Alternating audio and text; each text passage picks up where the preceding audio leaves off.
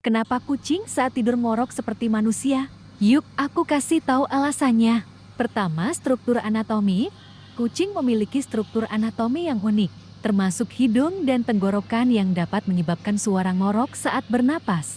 Kedua, relaksasi otot. Saat kucing tidur, otot-ototnya menjadi lebih relaks, sehingga dapat menyebabkan saluran napas menjadi lebih sempit dan menghasilkan suara ngorok.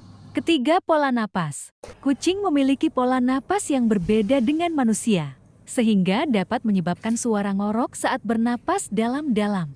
Keempat, tidur nyenyak.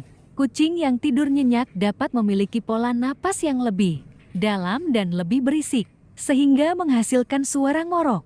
Mau tahu fakta unik lainnya? Jangan lupa subscribe dan like ya.